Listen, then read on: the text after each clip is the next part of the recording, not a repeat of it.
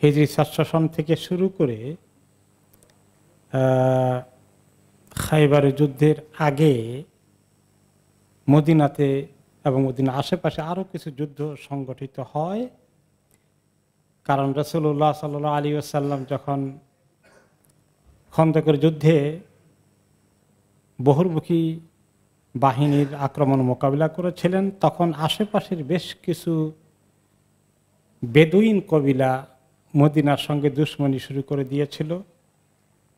তিনি মক্কা বিজয়ের প্ল্যান তো ওনার আল্লাহ তাআলা করে দেবেন সে আশা আছে। সেই জন্য মদিনাকে তিনি নিরাপদ করার জন্যে এবং কোরাইশ ছাড়া বাকি যারা আছে আশেপাশের কবিলাগুলো দুশমনি করেছে তাদের ব্যাপারে তিনি অ্যাকশন নেওয়ার জন্য একটা পরে একটা প্ল্যান করেছেন, যাতে করে কোরাইশ ছাড়া আর কোনো শত্রু আশেপাশে না থাকে। এবং তারা সবাই মিলে চেষ্টা করেছিল খন্দকের যুদ্ধে ঐক্যবদ্ধ হয়ে মদিনাকে আক্রমণ করার জন্যে। আর এই সময় সুযোগ আসলো ওনার জন্যে। কোরাইশরাও খন্দকের যুদ্ধে কিছু না করতে পেরে ক্ষতিগ্রস্ত হয়ে বিদায় নিল। এদিকে মদিনার মধ্যে বনু কোরাইজাও তারাও পরাজিত হয়ে গেল এবং তাদের শক্তিও নিঃশেষ হয়ে গেল। এখনই সুযোগ বিভিন্ন বেদুইন কবিলাগুলোকে দমন করার জন্যে।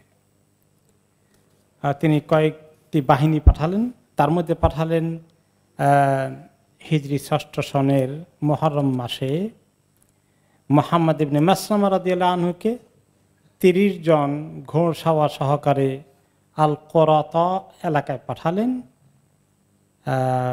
যেটা মক্কা থেকে মদিনা থেকে একটু দূরে আছে। তিনি প্রায় 10 দিন দূরে ছিল মদিনা থেকে, যে বাহিনী নিয়ে রওনা করেছিলেন। 10 দিন পরে তাদের ওখানে গিয়ে পৌঁছলেন। তিনি দিনের বেলায় কোনো জায়গায় একটু লুকিয়ে থাকতেন বা রেস্ট নিতেন, রাতের বেলায় তিনি জার্নি করতেন এই 30 জনের বাহিনীকে নিয়ে মুহাম্মদের মাসলামা, যাতে করে তারা টের না পায় দুশমন বাহিনী। 10 দিন পরে যখন তিনি পৌঁছে গেলেন তাদের কবিলায়, তাদের এলাকায়, তারা খবর পেয়ে সবাই সেখান থেকে পালিয়ে গেল। কারণ মদিনার বাহিনীর সঙ্গে মোকাবিলা করা তাদের পক্ষে সম্ভব নয়। সেখানে তারা পালিয়ে গেল এবং তাদের অনেক মাল দৌলত রেখে গেল, সেগুলো গনিমতের মাল হিসাবে মুসলিমরা দখল করে মদিনায় নিয়ে আসলেন। এইগুলো একটা। আরেকটা আসলো বনি লেহিয়ান, আরেকটি কবিলা ছিল। তারাও প্রায় মক্কার কাছাকাছি, মদিনা থেকে দূরে। এই কবিলাটাও অনেক বড় দুষ্টামি করেছিল এবং নবী করিম সাল্লাল্লাহু আলাইহি সাল্লাম তাদেরকে দমন করার জন্য পাঠালেন। বিশেষ করে 200 এর মতন সাহাবী যাদেরকে তারা দাওয়া দিয়ে নিয়ে গিয়েছিল, তাদের কাছ থেকে তারা দিন শিখবে, তাদের সঙ্গে বিশ্বাসঘাতকতা করেছিল, এটার বদলা নেওয়ার জন্য তিনি পাঠালেন।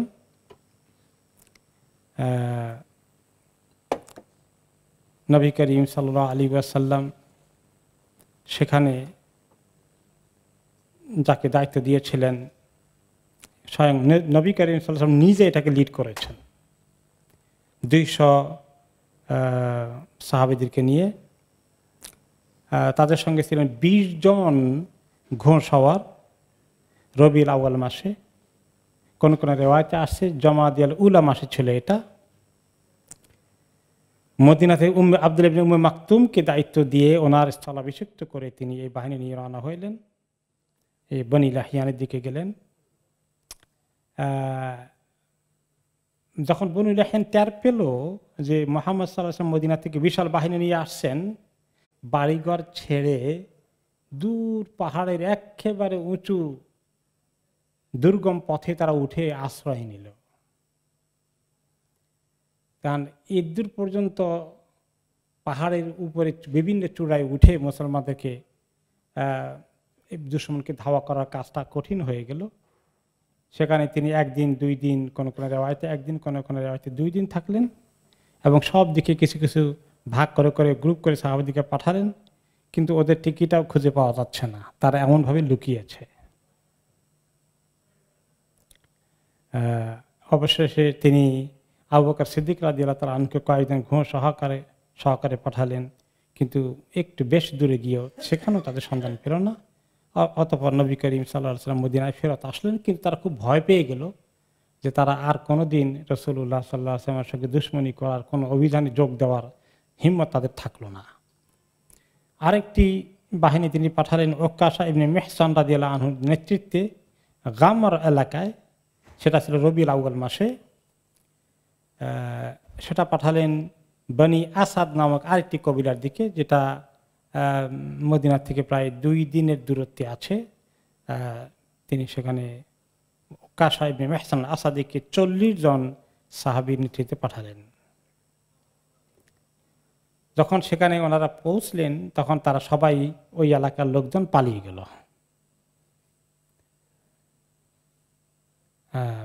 এরপরে সেখান থেকে তারা অনেক গনিমতের মাল নিয়ে আবার মদিনা চলে আসলেন।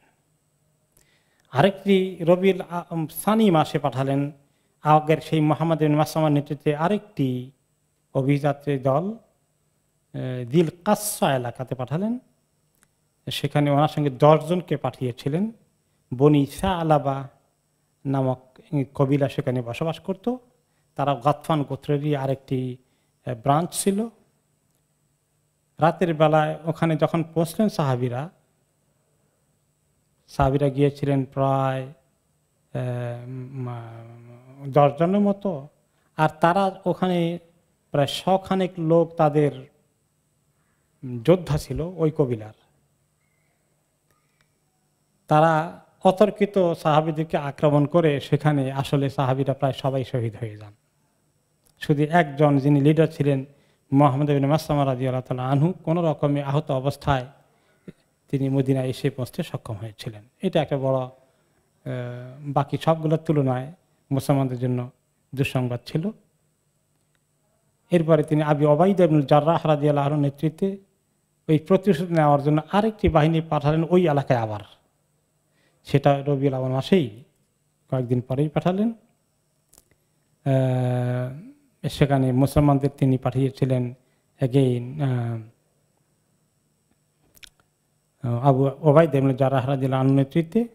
ওনারা যখন সেখানে পৌঁছলেন তখন তারা কিন্তু এবারে ভয় পেয়ে গেল যে এবারে গতবারে প্রতিশোধ নিতে এসেছে, আমরা এবার টিকতে পারবো না, এরা প্রস্তুতি বেশি নিয়ে এসেছে। তখন তারা পালিয়ে গেল এবং সেখান থেকে সাহাবাগণ অনেক গনিমতের মাল নিয়ে চলে আসলেন। এরপর আরেকটি ছোট্ট অভিযান চলল যায়েদ ইবনে হারিসা রাদিয়াল্লাহু আনহুর নেতৃত্বে বনি সুলাইম গোত্রের বিরুদ্ধে আল জামুম এলাকার দিকে একটা কবিলা ছিল। এটাও মক্কা মদিনার মাঝখানে। এটা ছিল এগেইন সেই রবিউল সানি মাসেই এই ঘটনাটা ঘটে। আরেকটি অভিযান পাঠানো হয়। যায়েদ ইবনে হারিসা রাদিয়াল্লাহু তাআলা আনহু যখন সেখানে গেলেন দেখলেন যে তারাও সেখানে থেকে পালিয়ে গিয়েছে। নবী করিম সাল্লাল্লাহু আলাইহি ওয়াসাল্লাম সাহাবীগণ সেখান থেকে অনেক গনিমতের মাল নিয়ে নবী করিম সাল্লাল্লাহু আলাইহি ওয়াসাল্লামের কাছে চলে আসলেন। যায়েদ ইবনে হারিসাকে আরেকটি বাহিনীতে পাঠানো হলো পরের মাসে, জমাদাল উলা মাসে। এইখানে তিনি প্রায় 170 জন সহকারে ওনাকে পাঠালেন। সেটা ছিল কোরাইশদের বাহিনী। দিস টাইম অনেক বাণিজ্য বহর নিয়ে ফেরত আসছিল সিরিয়া থেকে, অনেক মালপত্র নিয়ে তারা মক্কার দিকে যাচ্ছে এবং সেটা নেতৃত্বে ছিলেন আবুল আস ইবনে রাবিয়া। আর আবুল আস ইবনে রাবিয়া হচ্ছেন রাসূলুল্লাহ সাল্লাল্লাহু আলাইহি ওয়াসাল্লামের জামাতা। যায়েনব রাদিয়াল্লাহু আনহা যে ওনার মেয়ে ছিল, এই মেয়ের স্বামী। তার কাহিনী আমরা শুনেছি। তিনি বদরের যুদ্ধে এসেছিলেন, কাফেরদের পক্ষ থেকে নিয়ে আসা হয়েছিল ওনাকে। উনি যদিও এত ইসলামের বিরুদ্ধে দুশমনি করেননি, কিন্তু কাফেরদের দলেই তখন তিনি ছিলেন, ইসলাম কবুল করেননি, বন্দী হয়ে পড়লেন তিনি বদরের যুদ্ধে। এবং ওনাকে মুক্ত করা, তখন জয়নব রাদিয়াল্লাহু আনহা রাসূলুল্লাহ সাল্লাল্লাহু আলাইহি ওয়াসাল্লামের মেয়ে, তখনও কিন্তু রয়ে গেছেন মক্কায়। সেখান থেকে তার স্বামী আবুল আস ইবনে রবি বদরের যুদ্ধে এসেছিলেন। বন্দী হয়ে যাওয়ার পরে মুক্তিপণ লাগবে, মুক্তিপণ তো ঠিক করে দেওয়া আছে যে এই পরিমাণ দিলে মুক্তি হবে। তো ওনার মুক্তিপণের জন্যে ওনার স্ত্রী জাইনাব নবী করিম সাল্লাল্লাহু আলাইহি ওয়াসাল্লাম মেয়ে হার পাঠিয়ে দিয়েছিলেন, হার, গলার হার, দামি একটা হার ছিল। এই হারটা ছিল জয়নবের মার, আর জয়নবের মা কে ছিলেন? খাদিজা রাদিয়াল্লাহু আনহা। এবং ওই হারটা যখন নবী করিম সাল্লাল্লাহু আলাইহি ওয়াসাল্লামের কাছে আসলো, যেটা দেখে তিনি খুবই মনে পড়ে গেল খাদিজা রাদিয়াল্লাহু আনহার কথা। এবং এই যে আমর ইবনে আস আর রবি আবুল আস ইবনে রবি, উনি আরেক দিক থেকে হচ্ছেন জয়নবের খালাতো ভাই। খাদিজা রাদিয়াল্লাহু আনহার বোন ছিলেন হালা বিনতে খুয়াইলিদ। এই হালার ছেলে, হালা বিনতে খুয়াইলিদ, খাদিজা বিনতে খুয়াইলিদ, দুই বোন। আর হালা খাদিজা রাদিয়াল্লাহু আনহার ইন্তেকালের পরে মাঝে মধ্যে কিন্তু দেখতে আসতেন নবী করিম সাল্লাল্লাহু আলাইহি ওয়াসাল্লাম মক্কা থাকা অবস্থায় ভিজিট করতে আসতেন। কোন কোন রিওয়ায়াতে আসে যখন হালা ওনার ঘরে আসতেন, দরজা নক করতেন, তখন নবী করিম সাল্লাল্লাহু আলাইহি ওয়াসাল্লাম বলতেন আল্লাহুম্মা হালা, আল্লাহ আশা করি এটা হালা হবে। এত খুশি লাগতো যে ওনার বিবি খাদিজার গোষ্ঠীর কেউ আসছেন। সেই হালার ছেলে হচ্ছেন আবুল আস ইবনে রাবিয়া। তো এখন জাইনাব রাদিয়াল্লাহু তাআলা আনহা যদিও ইসলাম কবুল করেছেন, হিজরতের সময় তিনি নবী করিম সাল্লাল্লাহু আলাইহি ওয়াসাল্লাম ওনাকে নিয়ে যেতে পারেননি। কি কারণে? যে নবী করিম সাল্লাল্লাহু আলাইহি ওয়াসাল্লাম নিজেই গিয়েছেন লুকিয়ে, এই জন্য নিতে পারেননি। তারপরে নবী করিম সাল্লাল্লাহু আলাইহি ওয়াসাল্লাম যখন ওই হারটা দেখলেন, দেখার পরে সাহাবাদেরকে বললেন এই হারটা দিয়ে কি তোমরা আমার মেয়ে জয়নবকে ফেরত দিয়ে দিবা, আর রবিকে এমনি ছেড়ে দিবা, রবি ইবনে আবুল আস ইবনে রবিকে? তখন সাহাবায়ে কেরাম বললেন যে ইয়া রাসূলুল্লাহ, অবশ্যই আপনি যদি এইরকম মনে করেন তাই হয়ে যাক। তো হারটা সহকারে তাকে ফেরত দিয়েছে। কথা শুধু একটাই ছিল, তার সঙ্গে নবী করিম সাল্লাল্লাহু আলাইহি ওয়াসাল্লাম চুক্তি করলেন আবুল আসকে তার জামা থাকে যে তুমি মক্কায় গিয়ে আমার মেয়েটাকে মদিনায় আসার ব্যবস্থা করে দিবা, এই শর্তে। এবং এই শর্ত তিনি রক্ষা করেছেন। লোকটা খুব ভালো লোক ছিলেন। তিনি আরো পরে ইসলাম কবুল করবেন, তখনও করেননি। তো এই সময় বদর যুদ্ধের পরে উনি চলে গেলেন। এরপরে তিনি আসলেন, কাফেরদের পক্ষ থেকে খুব আমানতদার ছিলেন, এই জন্য কাফেররা সবাই টাকা পয়সা দিয়ে ওনাকে তাদের পক্ষ থেকে বিজনেস মাল কেনার জন্য পাঠিয়ে দিয়েছিল সিরিয়াতে। ওখান থেকে তিনি মদিনা পাশে দিয়ে যাচ্ছিলেন। তখন সাহাবায়ে কেরাম তার বাহিনীকে অ্যাটাক করে তারা সব কিছু নিয়ে আসলো। বিশেষ করে সাফওয়ান ইবনে উমাইয়া মক্কার একজন বড় লিডার ছিলেন, সে নিজে সাহস করতে পারে নাই। সে বড় বিজনেসম্যান ছিল, কিন্তু মদিনার পাশে দিয়ে যাবে সাহস ছিল না। এই জন্য নবী করিম সাল্লাল্লাহু আলাইহি ওয়াসাল্লাম জামাতা হিসাবে মনে করছে যে ওনাকে হয়তো সেফ থাকবে, তার কাছে টাকা পয়সা দিয়ে আরও কিছু লোকে এবং নিজের কিছু টাকা পয়সা নিয়ে নবী করিম সাল্লাল্লাহু আলাইহি ওয়াসাল্লাম জামাতা আবুল আস চলে গিয়েছিলেন, মদিনার পাশে দিয়ে যাচ্ছিলেন মাল নিয়ে মক্কার দিকে। কিন্তু এই খবর পেয়ে নবী করিম সাল্লাল্লাহু আলাইহি ওয়াসাল্লাম তাদেরকে ধরার জন্য বা মালগুলো নিয়ে আসার জন্য পাঠালেন।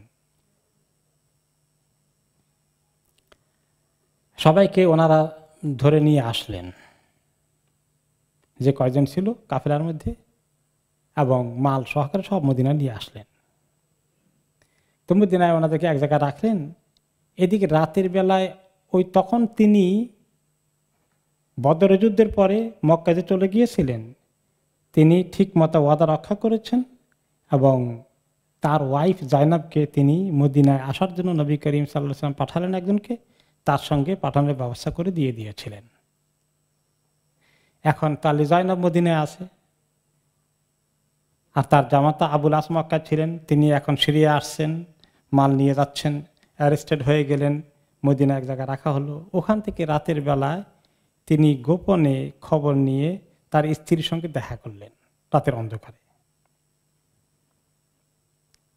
ওকে, এবং তখন তার স্ত্রী বলেন ঠিক আছে, আমি তোমার নিরাপত্তার ব্যবস্থা করছি, আশা করি হবে।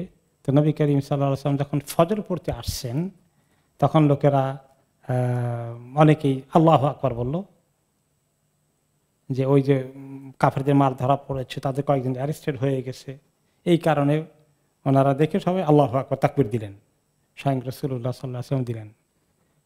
এই সময়ে যে জাইনাব ওনার মেয়ে, যাকে কথা দিয়েছেন যে আমি তোমার নিরাপত্তার ব্যবস্থা করব, আশা করি তোমার কোনো ক্ষতি হবে না, তো তিনি যখন চিৎকার করে বলেন আইয়ুহান নাস ইন্নী কাদ আযাতু আবুল আস ইবনে রাবিয়া, আমি আবুল আস ইবনে রবিকে নিরাপত্তার খবর দিয়েছি, তোমরা তাকে কেউ ক্ষতিগ্রস্ত করার চেষ্টা করো না। নবী করিম সাল্লাল্লাহু আলাইহি ওয়াসাল্লাম নামাজ থেকে পড়লেন, পড়ে এসে শুনলেন এই ঘটনা। তিনি জানতেন না, ওনার মেয়ে তাকে দিয়েছে যে তোমার নিরাপত্তার কোনো অসুবিধা হবে না, এটা আমি দায়িত্ব নিলাম। তখন তিনি বললেন, এই খবর ওনার কানে গেল, আইয়ুহান নাস হাল সামাইতু মা সামাইতু, তোমরা সবাই শুনেছ আমি যেটা শুনছি? বলো না, যে আমি শুনেছি যে আমার মেয়ে তাকে নিরাপত্তার খবর দিয়েছে, আবুল আসকে শুনেছি। তখন তিনি বললেন, আমা ওয়াল্লাযী নাফসু মুহাম্মাদিন বিয়াদিহি মা আলিমতু বিশাইইম মিন যালিকা হাত্তা সামাইতু মা সামাইতুম, তোমরা মনে করো না আমি ভিতরে ভিতরে কোনো একটা কিছু প্ল্যান করেছি তাকে বাঁচানোর জন্য। আমার মেয়ে যে খবরটা তোমরা এখন শুনলা, আমিও তাই শুনেছি, আমি আগে কিছুই জানতাম না। ইন্নাহু ইউজিরু আলাল মুসলিমিনা আদনাহুম, তো মুসলমানদের কেউ যদি খুব গুরুত্বপূর্ণ ব্যক্তি নাও হয়, ছোটোখাটো হয়, সে যদি কোনো অমুসলিম কাউকে নিরাপত্তা দেয়, তাহলে মুসলিম উম্মার সবারই এই নিরাপত্তার ব্যাপারটা কনসিডার করা উচিত। কাজে তোমরা কেউ আবুল আসের বিরুদ্ধে কোনো অ্যাকশন নিতে যেও না, এই কথা তিনি বললেন। অতঃপর তিনি তার মেয়ের কাছে গেলেন, জয়নবের কাছে গেলে বললেন যে ইন্না আবাল গেলে মেয়ে ওনাকে লক্ষ্য করে বলেন বাবাকে, ইন্না আবাল আস ইবনে রবি ইন কারুবা ফাবনে আম, পিতাকে বললেন যে উনি যদি আমার স্বামী মনে নাও করেন তাহলে তো আত্মীয়, তিনি তো আমার খালাতো ভাই, আপনার আত্মীয়, কাছের দিক থেকে তো অনেক আত্মীয়, একটা ছাড়া আরেকটা আত্মীয়তা তো আছে। এখন দাম্পত্য জীবনটা আছে কি নাই, থাকবে কি থাকবে না, সেটা তো উনি তো মুশরিক। এই মুহূর্তে দাম্পত্য জীবন কিন্তু ইনভ্যালিড হয়ে আছে বা উইথড্রন হয়ে আছে, প্রপারলি তালাক হয় নাই, উনি এখানে চলে আসছেন। আর তখনও ওই আয়াত নাজিল হয় নাই যে কাফেরদের কোনো মহিলা যদি কাফের ছিলেন বা তিনি ইসলাম কবুল করেন, তার স্বামী কাফের থাকে, তাহলে এই সম্পর্ক রাখা যাবে না, এই নিষেধাজ্ঞার আয়াত পরে নাজিল হয়েছে, তখনও নাজিল হয়নি, তখন একদম উইথহেল্ড হয়ে আছে ওনাদের সম্পর্কটা। তো বলেন সেটা যদি নাও ভ্যালিড থাকে, কিন্তু সেটা আমাদের আপন খালাতো ভাই। ওয়া ইন বাউদা ফা আবু আলাদিন, আর যদি এখন সম্পর্ক না থেকে দূরে চলে যায়, কত দূরে যাবে, বেশি দূরে তো যেতে পারবে না, কারণ সেটা আমার সন্তানের পিতা হয়ে আছে, ওই দিক থেকে আমরা তার সঙ্গে কানেক্টেড হয়ে আছি। ওয়া ইন্নী কাদ আদারতুহু, নিজের পিতাকে বললেন যে আমি তাকে নিরাপত্তার খবর দিয়েছি, সে আমার সঙ্গে গোপনে দেখা করেছিল। ফাআজারা রাসূলুল্লাহ সাল্লাল্লাহু আলাইহি ওয়াসাল্লাম জিওয়ারাহা, তো নবী করিম সাল্লাল্লাহু আলাইহি ওয়াসাল্লাম সাহাবী কনফার্ম করলেন যে যেহেতু তাকে নিরাপত্তা দিয়েছে, তোমরা কেউ তাকে ক্ষতিগ্রস্ত করো না, এবং তার যে সমস্ত মাল তোমরা গনিমত হিসাবে কেড়ে নিয়েছিলা, এগুলো সব তাকে ফেরত দিয়ে দাও। সব সাহাবী তাকে ফেরত দিয়ে দিল। অতঃপর নবী করিম সাল্লাল্লাহু আলাইহি ওয়াসাল্লাম সাহাবীকে লক্ষ্য করে বললেন, ইন্না হাযার রাজুল মিন্না হাইসু কাদ আলিমতুম, তোমরা সবাই জানো তার সঙ্গে আমাদের সম্পর্কটা। একদিক থেকে তো জামাই, অপর দিক থেকে খাদিজার বোনের ছেলে, ভাগিনা, আমার মেয়ের খালাতো ভাই। ওয়াকাদ আসাবতুম লাহু মালান, তোমরা তার অনেক মালগুলো তোমরা কেড়ে নিয়েছ। ফাইন তুহসিনু ওয়া তারুদ্দু আলাইহি আল্লাযী লাহু ফাইন্না নুহিব্বু যালিকা, তোমরা যদি তার সব মালগুলো ফেরত দিয়ে দাও, তাহলে আমি বিষয়টাকে খুবই পছন্দ করব। খুব বেশি কড়া অর্ডার দিলেন না সাহাবীদেরকে, মনের আরজুর কথা বলেন, আমি খুব খুশি হব যদি তোমার তার মালটা ফেরত দিয়ে দাও। ওয়াইন আবাইতুম ফাহুয়া ফাইউল্লাহিল্লাযী আফাআহু আলাইকুম ফাআনতুম আহাক্কু বি। আর তোমরা যদি দিতে না চাও আমি এর চেয়ে কঠিন কিছু বলবো না, কারণ এইভাবে তাদের মাল তোমাদের গনিমত হিসেবে তো আল্লাহ হালাল করে দিয়েছেন আমি জানি। তোমরা না দিলে আমি এর চেয়ে বেশি আর চাপাচাপি করব না। একটু আবেদনের মতোই তিনি করলেন।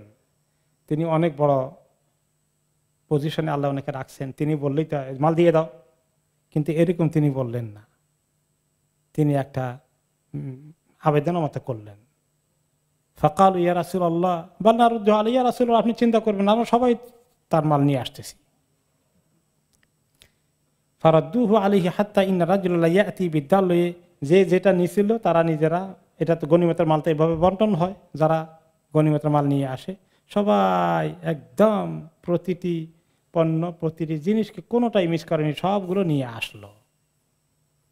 অতঃপর আবুল আস কিন্তু এইখানে অন্য রিওয়ায়াতে আসছে নবী করিম সাল্লাল্লাহু আলাইহি ওয়াসাল্লাম বলে দিয়েছিলেন যে আবুল আস তো আসছে, তুমি আশ্রয় দিয়েছ, যদি তোমার ঘরে আসেও তুমি তার সঙ্গে কোনো শারীরিক সম্পর্ক করো না, কারণ সে এখনো মুশরিক। এতটুকু সতর্কতা করে দিলেন। তারা খাওয়া দাওয়া যদি কিছু খাওয়াই দাও, খাওয়া দাওয়া করে খেয়ে দিও। তারপরে আবুল আস সব মাল নিয়ে আবার নিরাপত্তার সাথে কোথায় পৌঁছে গেল? মক্কায় পৌঁছে গেলেন। মক্কায় পৌঁছে তার অপেক্ষায় আছে যে আবুল আসে কি হলো, ধরা পড়লো কিনা, ধরা পড়ার খবর আবার পৌঁছে যায়, আসলো কিনা, কবে আসলো, কবে মাল আসবে। যারা টাকা পয়সা দিয়েছে তারা তো ইন্তজার করছে। এরপরে সবাইকে ডাকলেন, ইয়া মাশারা কুরাইশ, কুরাইশের লোকজন, হাল বাকিয়া লিআহাদি মিনকুম ইনদি মালুন লাম ইয়াখুযু, কেউ কি বাকি আছো? আমার কাছে যারা যারা আমানত দিয়েছিলে তোমাদের বাণিজ্য পণ্য কেনার জন্য, সবাই এখন বুঝে পেয়েছ? কারো কিছু বাকি আছে আর আমার কাছে পাওনা আছে? ডাবল চেক করতেছেন। ক্বালু লা ফাজাযাকাল্লাহু খায়রান ফাকাদ ওয়াজাদনাকা ওয়াফিয়ান কারীমান। তারা বলল, আল্লাহ তোমার ভালো যাজা দান করুক। এই দোয়া এগুলো তারা করতো, কিন্তু তারা বলতো না যে আমাদের মূর্তিগুলা তোমাদের যাজায় খায় দান করুক, এটা বলতো না, কারণ তারা আল্লাহকে চিনতেন। এই কথাগুলো দোয়া ঠিকই করেছে, ইসলামী তরিকায় দোয়া করেছে, আল্লাহ তোমাকে ভালো কিছু উত্তম যাজা দান করুন। আমরা পেয়েছি তোমাকে অত্যন্ত বিশ্বস্ত সম্মানিত ব্যক্তিত্ব, তুমি তোমার একটি জিনিসও কখনো তুমি খেয়ানত করনি, আমরা বুঝে পেয়েছি সবকিছু। এখন তিনি বলছেন সব বুঝে পেয়েছে। এখন বলে ফাআনা আশহাদু আল্লা ইলাহা ইল্লাল্লাহ ওয়া আন্না মুহাম্মাদান আবদুহু ওয়া রাসূলুহু, আমি এখন তোমাদেরকে ডিক্লেয়ার করে দিচ্ছি যে আমি ঈমান এনেছি আল্লাহ ছাড়া কোনো মাবুদ নাই, মুহাম্মদ সাল্লাল্লাহু আলাইহি ওয়াসাল্লাম তার রাসূল। আমি মুসলিম হয়ে গেলাম।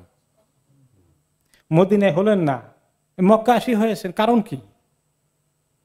কারণ হচ্ছে তিনি নিজেই বলছেন, ওয়াল্লাহি মা মানাআনি মিনাল ইসলামি ইনদাহু আই ইনদার রাসূল সাল্লাল্লাহু আলাইহি ওয়াসাল্লাম ইল্লা তাখাউফু আন তাযুন্নু আন্নী ইন্নামা আরাদতু আন আকুলা আমওয়ালাকুম। আমি এর আগে মদিনায় ইসলাম কবুল করিনি, অর্থাৎ ইসলাম ওনার ভিতরে আরো আগেই ঢুকেছে, কিন্তু আমি কবুল করিনি। যদি মদিনা থাকতে কবুল করতাম তাহলে তোমাদের মানে খবর চলে আসতো এখানে, এর মতলব খারাপ, আমাদের মাল টাল সব নিয়ে এখন আত্মসাৎ করবে, ইসলাম কবুল করে আমাদেরকে এগুলা দেবে না। বরং আমি তোমাদের মাল সহকারে মদিনা থেকে একদম তোমাদের হেফাজতে সব পৌঁছিয়ে দিয়ে ফালাম্মা আদ্দাহা আল্লাহু ইলাইকুম ওয়া ফারাগতু মিনহা আসলামতু, আল্লাহ তাআলা তোমাদের মালের সব কিছু তোমাদেরকে পৌঁছে দেওয়ার সুযোগ আমাকে দিলেন, এখন আমি ফ্রি হয়ে গেছি, এখন আমি ইসলাম কবুল করেছি। অতঃপর তিনি হিজরত করলেন 7ম হিজরির মুহররম মাসেই, আর দেরি করলেন না, মদিনায় চলে গেলেন হিজরত করে। মদিনা চলে গেলেন, এখন তো মুসলিম। নবী করিম সাল্লাল্লাহু আলাইহি ওয়াসাল্লাম ওনাকে আবুল আস ইবনে রবিকে তার স্ত্রীর সঙ্গে ঘর করার সুযোগ করে দিলেন। কালিমা আর দোহরানো হয়নি।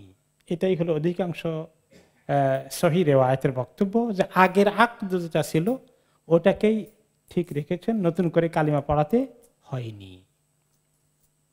সেই আকদের ভিত্তিতেই তিনি ঘর করলেন।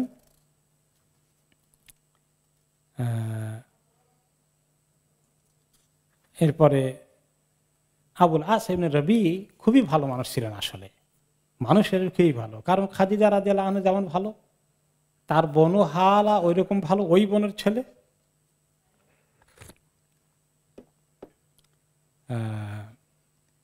এই বিষয়ে নবী করিম সাল্লাল্লাহু আলাইহি ওয়াসাল্লাম মন্তব্য করলেন, যখন তিনি ওই প্রথমবার বদর যুদ্ধে বন্দী হওয়ার পরে মুক্তিপণ না নিয়ে ছেড়ে দেওয়া হলো, বলা হয়েছিল যে আমার মেয়েকে পাঠিয়ে দিবা, কথাটা বেচারা ওয়াদা পালন করেছেন।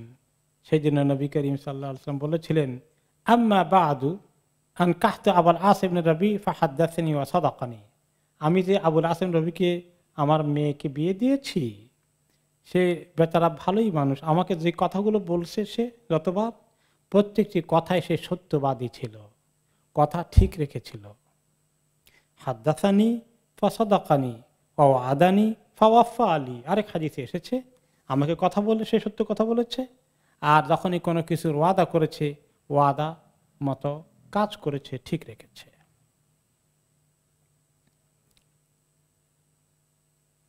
এই আবুল আস রাদিয়াল্লাহু আনহু, ওনার স্ত্রী জাইনাব রাদিয়াল্লাহু আনহা, ওনাদের ছেলে সন্তান হয়েছে। বিশেষ করে ওনার একটি ছেলে ছিল, ছেলেটা একটু বড় হওয়ার পরে মারা গিয়েছেন, আর একটি মেয়ে ছিল, মেয়েটা ছেলের নাম ছিল আলী, কিন্তু ছেলেটা একটু বাল্য বয়সে ইন্তেকাল হয়ে যায়, আর মেয়ে ছিল উমামা। মাহাদা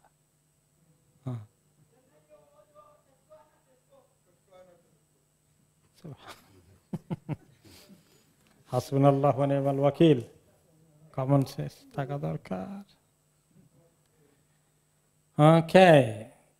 আলী নামে এই ছেলে মোটামুটি প্রায় টিন এজার হয়ে গেছিল, এবং নবী করিম সাল্লাল্লাহু আলাইহি সাল্লাম যখন মক্কা বিজয়ের জন্য মদিনা থেকে এসেছিলেন, তখন ওই আবুল আস এবং জাফরের ছেলে আলী নবী করিম সাল্লাল্লাহু আলাইহি সাল্লামের পেছনে উঠে বসা ছিলেন, কিন্তু কিছুদিন পরেই এই ছেলেটার ইন্তেকাল হয়ে যায়। আর জায়নব রাদিয়াল্লাহু আনহার মেয়ে ছিল একটা, তার নাম ছিল উমামা রাদিয়াল্লাহু আনহা। এই উমামার কাহিনী অনেক হাদিসে এসেছে যে নবী করিম সাল্লাল্লাহু আলাইহি ওয়াসাল্লাম ওনার এই নাতিনটাকে খুব মহব্বত করতেন ছোট্ট বয়স থেকে। বুখারী মুসলিমের হাদিসে এসেছে, আন্না রাসূলুল্লাহ সাল্লাল্লাহু আলাইহি ওয়াসাল্লাম কানা ইউসাল্লি ওয়া হুয়া হামিলুন উমামা বিনতে যায়নাব বিনতে রাসূলিল্লাহ সাল্লাল্লাহু আলাইহি ওয়াসাল্লাম ওয়া লি আবিল আস ইবনে রবি ফাইযা সাজাদা ওয়াদাআহা ওয়া ইযা কামা হামালাহা। তিনি যখন নামাজ পড়তেন ওই নাতিনটাকে উমামাকে কোলে নিয়ে নামাজ পড়তেন এইভাবে, যখন সেজদায় যেতেন নাতিটাকে মাটিতে রাখতেন, দিয়ে সেজদা করতেন, সেজদা করে আবার নাতিনকে নিয়ে কোলে করে আবার উঠতেন, এত মহব্বত করেছেন। এই ছিল উমামা। উমামা রাদিয়াল্লাহু আনহার ব্যাপারে হাদিসে এসেছে যে উনি ছোট্ট বয়সে খুব অসুস্থ হয়ে পড়েছিলেন, এমন অসুস্থ হয়ে গিয়েছিলেন মদিনাতে যে ওনার তখনও ছোট, যে ওনার বোধহয় মরেই যাবেন, সাকারাত শুরু হয়ে গেছে এরকম মনে হচ্ছিল। তো ওনার মেয়ে জায়নাব বললেন, উমামার মা, যে নবী করিম সাল্লাল্লাহু আলাইহি ওয়াসাল্লামের সঙ্গে খবর দাও, ওকে ফাতিনা, যে আমার পক্ষ থেকে সালাম দিয়ে খবর দাও যে উনি আসুক, আমার মেয়েটা মরণাপন্ন অবস্থায় আছে, আমি বাবাকে একটু দেখতে চাচ্ছি এই মুহূর্তে আমার পাশে আসতে। তো নবী করিম সাল্লাল্লাহু আলাইহি ওয়াসাল্লাম তখন অনেক ব্যস্ত ছিলেন কি একটু জরুরি কাজে।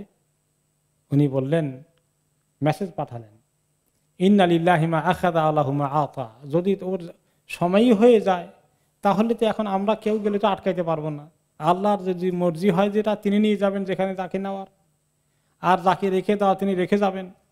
অকুল্লু শাইইন ইনদাহু বিআজালিন মুসাম্মা, সব কিছু তো আল্লাহ তাআলার কাছে নির্দিষ্ট হায়াত সহকারে লেখা আছে সবার, আমি গেলেও তো সে আর বাঁচবে না যদি আল্লাহ নিয়ে যান, আর যদি আল্লাহ বাঁচাই দেন আমি না গেলেও সে বাঁচবে।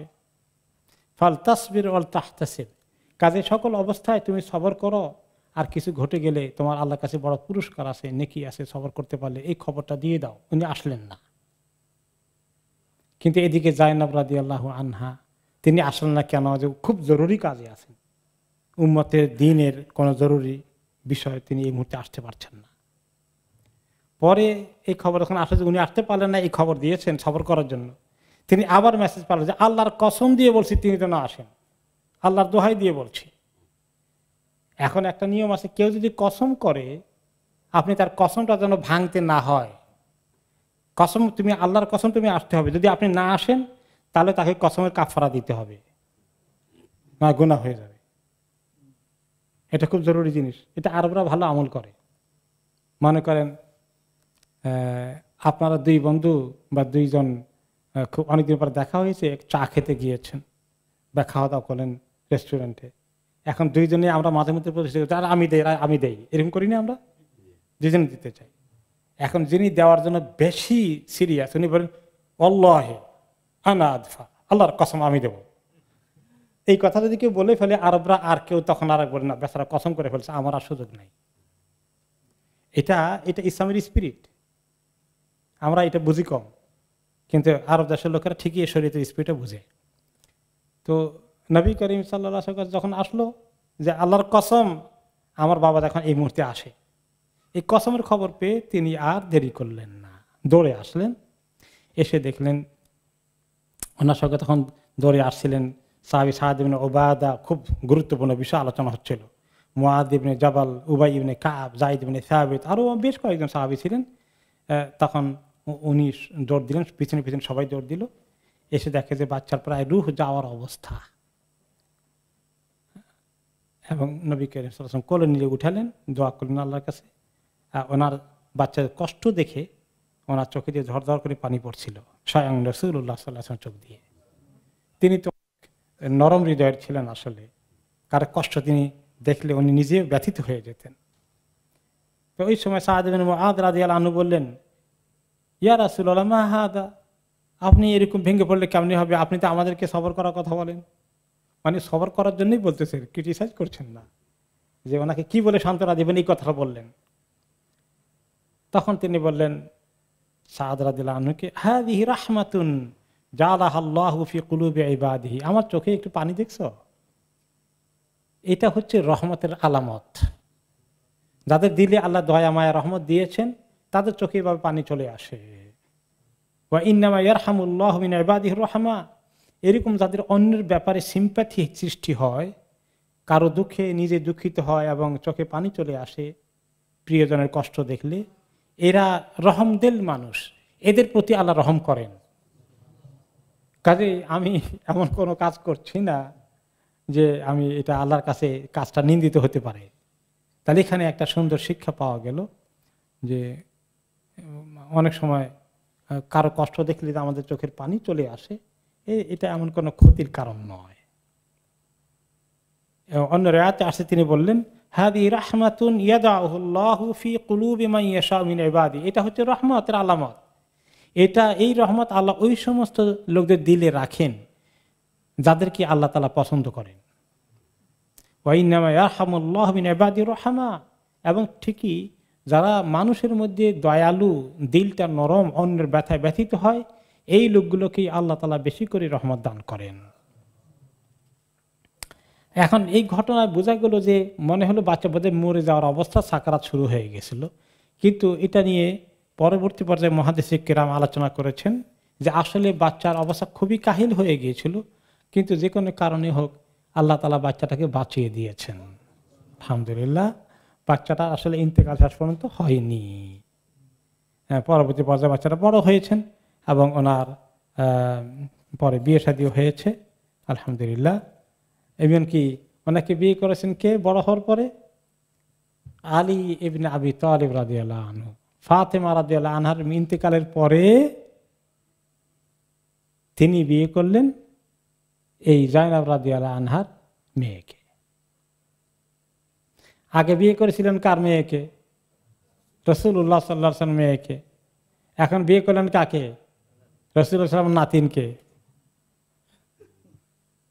এটা আমাদের দেশে আবার এখানে একটা সমস্যা যে এখন সম্পর্কতে কি হয়ে যাবে, মামার মতো হয়ে যাবে, এটা কেমনে হবে?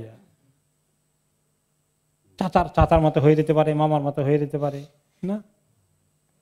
এগুলো যে আলী রাদিয়াল্লাহু আনহু বিয়ে করেছেন কাকে? ফাতেমা রাদিয়াল্লাহু আনহাকে।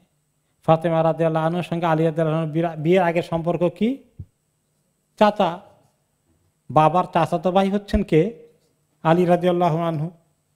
তো এই চাচাকে বিয়ে করা যায়, শুধু আপন চাচাকে বিয়ে করা যায় না। মায়ের মামাতো বোন, মামাতো ভাই যে মামা হয়, যে ভাগ্নের, তিনি তাকে বিয়ে করতে পারবেন। কারণ মায়ের আপন ভাইকে ওই মামাকে বিয়ে করা যাবে না, মায়ের কাজিন যদি হয় সে মাহরাম না, তাকে বিয়ে করা যায়। এগুলো আমাদের দেশে যদি এরকম ঘটনা ঘটে লোকেরা তো মানে অ্যাকসেপ্ট করতেই পারবে না। ওকে, কিন্তু শরীয়তের হুকুম একটা আর আমাদের সমাজের একটা কনসেপ্ট আরেকটা, রাইট। এরপরে হিজরি ৬ষ্ঠ সনের আসলো জমাদিয়াল থানি মাস, এখানে নবী করিম সাল্লাল্লাহু আলাইহি ওয়াসাল্লাম এগেইন আরেকটি ছোট্ট বাহিনী পাঠালেন যায়েদ ইবনে হারিসা রাদিয়াল্লাহু আনহুকে তরফ এলাকার দিকে। সেখানে বনি সালাবার লোকজন ছিল, সেখানে তিনি ১৫ জনকে নিয়ে পাঠালেন। তখন বেদুইনরা যখন দেখলো যে মদিনার বাহিনী আসছে, ভয়ে তারা আগেই পালিয়ে চলে গেছে, তো ওনারা সেখান থেকে কিছু গনিমতের মাল নিয়ে মদিনা চলে আসলেন। তারপরে শাবান মাসে হিজরি ৬ষ্ঠ সনের তিনি সারিয়ত আব্দুর রহমান ইবনে আউফ রাদিয়াল্লাহু আনহুর নেতৃত্বে দুমাতুল জান্দাল এলাকায় একটা বড় বাহিনী পাঠালেন। তিনি আব্দুর রহমান ইবনে আউফ রাদিয়াল্লাহু আনহুকে বললেন, তাজাহাজ ফাইনি বাঈসুকা ফি সারিয়াতিন মিন ইয়াউমিকা হাযা আও মিনাল গাদ ইনশাআল্লাহ তাআলা। তিনি বললেন, এই আব্দুর রহমান ইবনে আউফ, তুমি রেডি হয়ে যাও, আজকেই অথবা আগামী কালকেই তোমাকে আমি এক বাহিনী নিয়ে পাঠাবো একদিকে। খুব শর্ট নোটিস। সাহাবী রেডি হয়ে গেলেন। পরের দিন সকালে তিনি পাঠালেন, আসলেন। নবী করিম সাল্লাল্লাহু আলাইহি ওয়াসাল্লাম ওনার নিজের হাতে ওনার কপালে পাগড়ি পরিয়ে দিলেন আব্দুর রহমান ইবনে আউফের। এরপরে তার হাতে পতাকা তুলে দিলেন, আর বেলাল রাদিয়াল্লাহু আনহুকে বললেন তার হাতে একটু উঠিয়ে দাও, আর পতাকা তুলে দিয়ে বললেন আব্দুর রহমান আউফকে, খুযহু বিসমিল্লাহি ওয়া বারাকাতিহি, আল্লাহর নামে আল্লাহর বরকতের সাথে তুমি এটা হাতে নাও, নিয়ে রওনা করে দাও। অতঃপর তিনি দিয়ে একটি নসিহত করলেন, আলহামদুলিল্লাহ আল্লাহর নাম পড়লেন, আর বললেন উযু বিসমিল্লাহ, আল্লাহর নাম পড়ে যুদ্ধ শুরু করবা, ওয়াফি সাবিলিল্লাহ, আল্লাহর রাস্তায় তুমি যুদ্ধ করবে, ফাকাতিল মান কাফারা বিল্লাহি ওয়ালা তাগুল, যারা আল্লাহর সঙ্গে দুশমনী করে তাদের মোকাবিলা করবে, আর কখনো তুমি খেয়ানত করবে না, ওয়ালা তাকদের, বিশ্বাসঘাতকতা করবে না কখনো, ওয়ালা তাকতুল ওয়ালিদান, ছোট্ট বাচ্চাদেরকে কখনো সামনে পড়লে হত্যা করবে না, হত্যা করবে যাদের সঙ্গে তোমাদের লড়াই প্রাপ্তবয়স্ক তাদেরকে। এটাই হলো যুদ্ধের নিয়ম। আর এই সব মুসলমানদেরকে যুদ্ধের কত সুন্দর নিয়ম কানুন, যে নারীদেরকে, বাচ্চাদেরকে, বুড়োদেরকে আঘাত করা যাবে না। আর অন্য জাতি যখন কোনো মুসলিম এলাকায় তাণ্ডব চালায় কি করে, নারী পুরুষ নির্বিশেষে ছোট খাটো বাচ্চা সবাইকে হত্যা করে। এরপরে নবী করিম সাল্লাল্লাহু আলাইহি ওয়াসাল্লাম আর একটু ওসিয়ত করলেন যে তাদেরকে গিয়ে তুমি প্রথমেই আক্রমণ করে দিবে না, ইসলামের দিকে তুমি দাওয়াত দিবা। যদি ইসলাম কবুল করে ফেলে আলহামদুলিল্লাহ, তাহলে সুখবর। তাহলে তাদের যে বাদশাহ আছে বা তাদের লিডার আছে, যদি সে রাজি হয়ে যায়, তার মেয়েকে তুমি বিয়ে শাদী করবে, করার প্রস্তাব দিয়ে দিবা। আব্দুর রহমান আউফ রওনা করে দিলেন ৭০০ মানুষ নিয়ে, মোটামুটি বড় বাহিনী। দুমাতুল জান্দাল এলাকায় পৌঁছলেন, ৩ দিন সেখানে থাকলেন, দাওয়াত দিতে থাকলেন, 1 দিন 2 দিন 3 দিন। এবং এই কবিলার যে লিডার ছিলেন আসবা ইবনে আমর আল খালবি, তিনি ছিলেন খ্রিস্টান, এবং অনেকে এখানে খ্রিস্টান হয়ে গিয়েছিল। যদিও আরব দেশে খ্রিস্টানিটি এমন বেশি ছিল না, কিন্তু কিছু কিছু লোক কোনো কোনো এলাকা যারা একটু পূর্ব দিকে সিরিয়ার কাছাকাছি, তারা কিছুটা ইসলাম এর দিকে এসেছিল। তিনি যখন ইসলাম কবুল করে ফেললেন, তখন অনেকে তার কওমের ইসলাম কবুল করে ফেলল। অতঃপর ঠিকই তার এক কন্যা ছিল, নাম ছিল তুমাদের বিনতুল আসবাগ, সে নিজেই প্রস্তাব দিয়ে আব্দুর রহমান ইবনে আউফকে তাকে বিয়ে করিয়ে দিলেন। তারা ইসলাম কবুল করে ফেলল, এবং নবী করিম সাল্লাল্লাহু আলাইহি ওয়াসাল্লামের এই সাহাবী সবাইকে নিয়ে মদিনায় আসলেন আলহামদুলিল্লাহ। এবং এই তার স্ত্রীকে নিয়ে আসলেন, এবং তার স্ত্রীর ঘরে তার এক ভালো সন্তান জন্ম হয়েছিল। পরবর্তী পর্যায়ে ওনার নাম ছিল সালামা ইবনে আব্দুর রহমান ইবনে আউফ। তিনি অনেক ভালো মানের ভূমিকা রেখেছিলেন ইসলামের জন্য পরবর্তী পর্যায়ে। অতঃপর নবী করিম সাল্লাল্লাহু আলাইহি ওয়াসাল্লাম আরেকটি বাহিনী পাঠালেন হিজরি ৬ষ্ঠ সনের শাবান মাসে, আলী ইবনে আবি তালিব রাদিয়াল্লাহু আনহুকে দিয়ে 100 লোকের বাহিনী নিয়ে কবিলা সাদ ইবনে বাকর কবিলায় পাঠালেন। তারা আসলে প্ল্যান করছিল, খাইবারে কিন্তু ইহুদিরা রয়ে গেছে তখনও, মদিনায় বনু করাইজা, বনুল মুস্তালেক, বনু কাইনুকা এগুলো ডিল হয়ে গেছে। বাকি থাকলো খাইবারে যে কবিলাটা ছিল, ইহুদিদের বড় একটা নিবাস ছিল। তারা মনে মনে অনেক ষড়যন্ত্র করছিল এখনো, কিভাবে ইসলামের বিরুদ্ধে দুশমনি করা যায়। বিভিন্ন কবিলার সঙ্গে তারা যোগাযোগ করছিল। তার মধ্যে এই কবিলাটাও ছিল, যে কবিলার দিকে আলী রাদিয়াল্লাহু আনহুকে পাঠানো হয়েছে। এই কবিলা বনি সাদ ইবনে বাকর। আলী রাদিয়াল্লাহু আনহু 100 লোকের বাহিনী নিয়ে এই কবিলার দিকে আসলেন। ওনারাও রাতের বেলায় সফর করতেন যাতে না দেখে, দিনের বেলা একটু কোনো জায়গায় লুকিয়ে থাকতেন।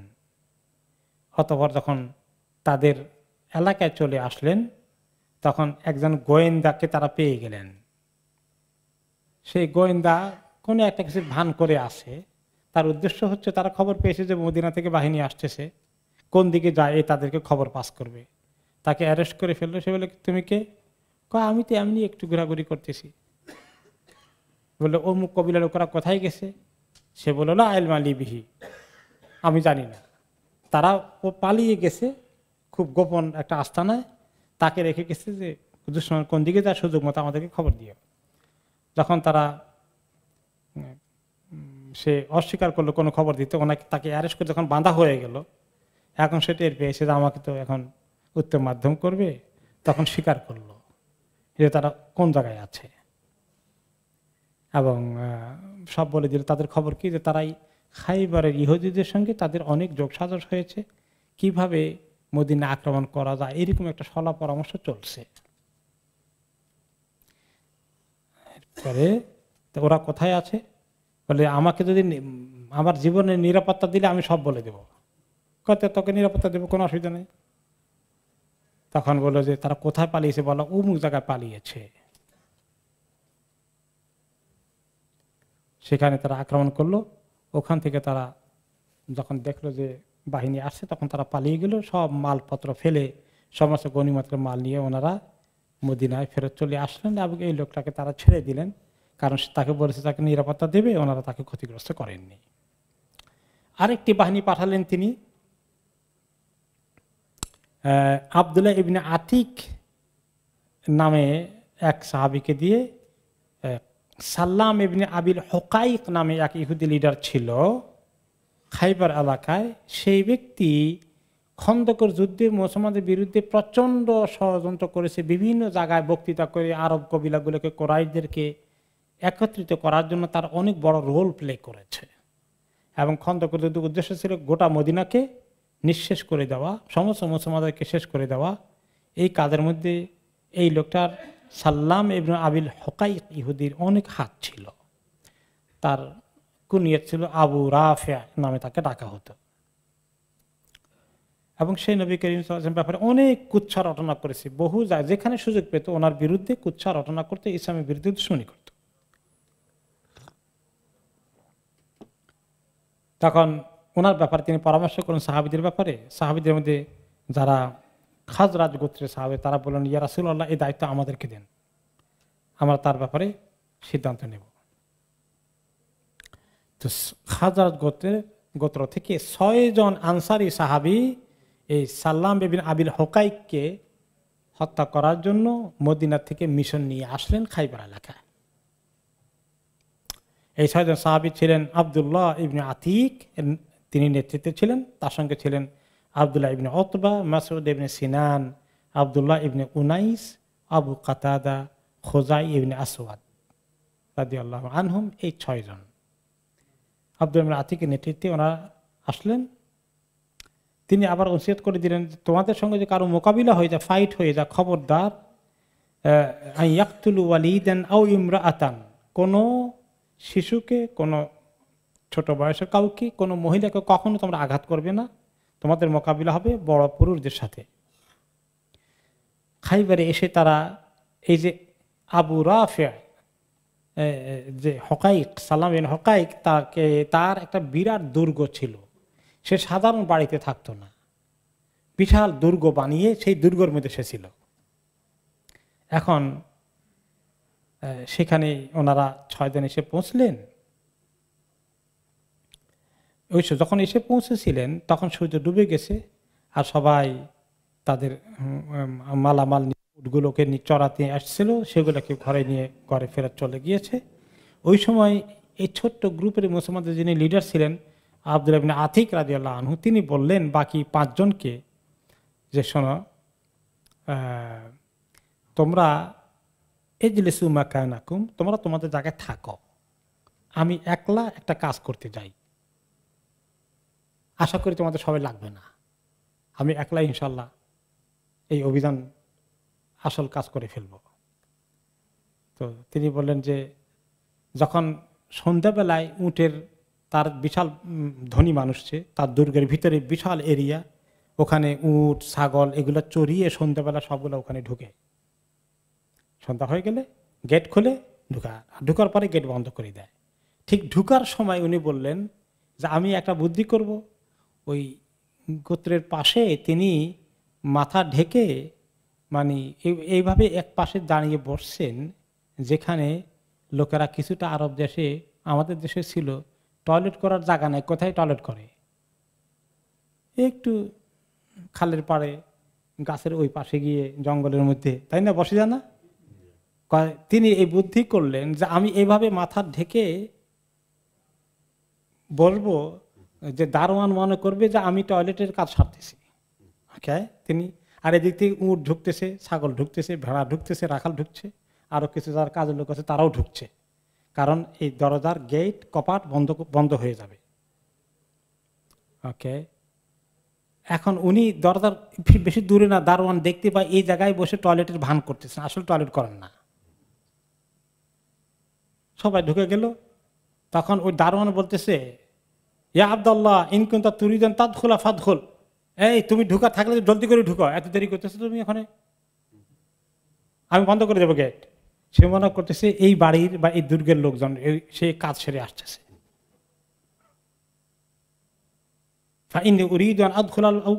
আমি দরজা বন্ধ করে ফেলবো, ঢুকলে এখনই ঢুকো।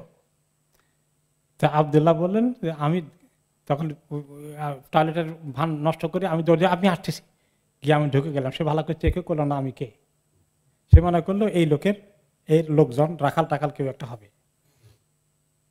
ঢুকে পড়লাম, ঢুকে পড়ে আমি বিরাট দুর্গর এক জায়গায় একটু শেল্টারে আছে, আমাকে যেন কেউ না দেখে। আর অতঃপর দরজাতে সে গেট, লোহার গেট বন্ধ করে দিল। এরপরে আরো কিছুক্ষণ পরে সবাই, আমি চুপ করে আছি, সবাই যা যার মতো ঘুমিয়ে পড়লো। আবু রাফে ইবনুল হুকাইক, সে তখন তার নিজের কয়েক তালা আছে, একদম উপরে তালা গিয়ে সে ঘুমিয়ে পড়লো। ওকে, আর আমি আস্তে আস্তে করে গেলাম, সবাই যখন ঘুমিয়ে গেছে, গিয়ে তার যেখান দিয়ে সে উঠলো আমি নোটিস করছি কোনখান দিয়ে উঠে, কোন দরজা দিয়ে উঠে।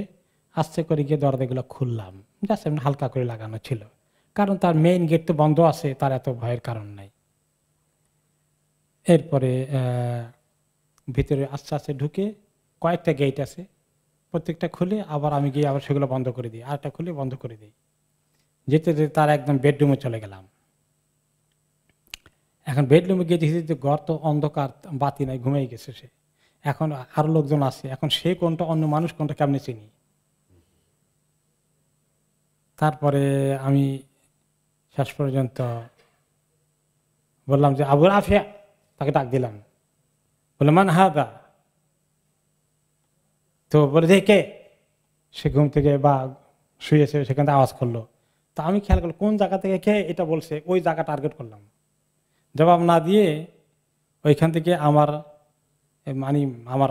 এমন ইয়ে হয়ে গেছে, ইমোশনাল হয়ে গেছি যে আমাকে এখনই কাজ সারতে হবে। তরবারি দিয়ে ওই জায়গা লক্ষ্য করে দিলাম আঘাত, কিন্তু আমি ওই আঘাতটা জায়গা মতো দিতে পারি নাই। বেডের মধ্যে আঘাত পড়েছে, তার গায়ে পড়ে নাই। এখন সে চিৎকার, বড় চিৎকার দিল। তখন আমি আস্তে করে বের হয়ে গেলাম, একটু বের হয়ে গিয়ে খুব দূরে জানে আরেকটি জায়গায় শেল্টার নিয়ে আসি। তারপরে আমি আবার চিন্তা করতেছি কাজটা আমার সারতে হবে।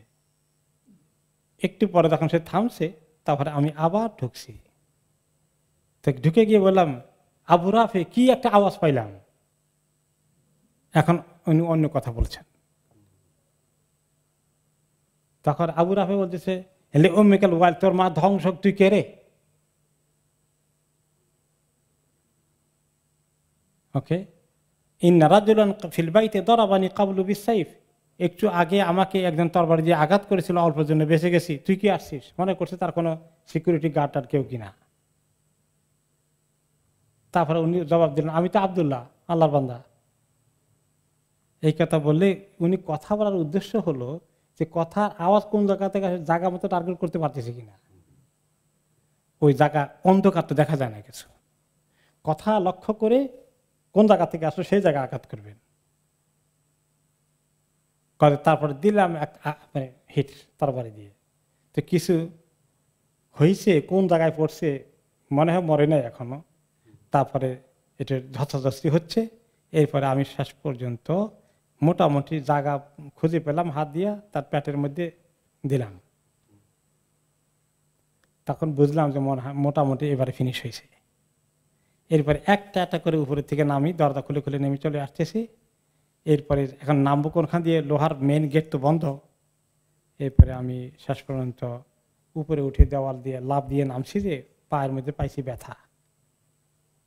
তো সেটাতে আমার পাগড়ি খুলে, যেখানে পায়ে চোট লেগেছে ওটাকে বেঁধে কোনো রকমে পার হয়ে আসছি। ওকে, তারপরে আমি চলে আসি নাই, যে আমি এখন অপেক্ষা আছি যে আসলে তাকেই মারছি না কাকে মারছি। তারপরে দেখি যে অন্ধকার শেষ হওয়ার আগেই যখন মুরগি আওয়াজ দেয়, ফজরের টাইম হয়ে গেলে মোরগ আওয়াজ দেয়, মোরগ আওয়াজ দেওয়ার সময় এখন ওই ওয়ালের উপরে উঠে তার পক্ষ থেকে ঘোষণাকারী ঘোষণা করছে, আনি এই আবা রাফে তাজের আহলিল হেজাজ। একজন ঘোষণা দিচ্ছে যে হেজাজ এই এলাকার সবচেয়ে বড় বিজনেসম্যান আবু রাফে কে হত্যা করা হয়ে গেছে। তার কবিরা লোকদেরকে সে ঘোষণা দিচ্ছে। তখন কনফার্ম হলাম যে না, আলহামদুলিল্লাহ কাজ হয়ে গেছে। অথবা আমি আমার ভাই যে 5 জনকে রেখে গেছিলাম তাদেরকে দৌড়ে আসলাম। আমি বললাম যে জব ডান, অ্যাকশন হয়ে গেছে আলহামদুলিল্লাহ। ফাকাত কাতাল আল্লাহ আবা রাফে, আবু রাফেকে আল্লাহ তাআলা কুপঘাত করে দিয়েছেন। নবী করিম সাল্লাল্লাহু আলাইহি সাল্লামের কাছে আমি চলে গেলাম, পুরো ঘটনা বললাম। আমার পায়ের অবস্থা তখন কাহিল, পা রক্তাক্ত হয়ে গেছে, লাভ দিয়েছি, ব্যথা পেয়েছি আমরা প্রচণ্ডভাবে। নবী করিম সাল্লাল্লাহু আলাইহি সাল্লামকে দেখালাম। তিনি বললেন, তোমার পাটা আমার দিকে দাও, দেখি কোন জায়গায়। আমি পা ওনার কাছে ধরলাম, তিনি পায়ের উপরে এমনি করে মুছে করে দিলেন, মুছে দিলেন। তারপরে যে এমন ভালো হয়ে গেল, মনে হয় কোনো ব্যথাই পাইনি আমি। সুবহানাল্লাহ।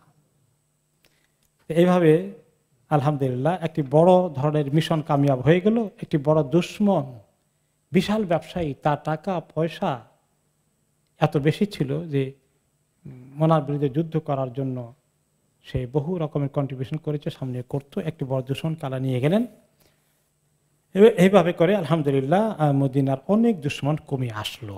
কিছু বাকি এখনো রয়ে গেছে, সেগুলা আমরা আরো কয়েকটি মিশন দিকে যাব ইনশাআল্লাহ। তারপরে বড় একটি ঘটনা ঘটবে, সেটা হলো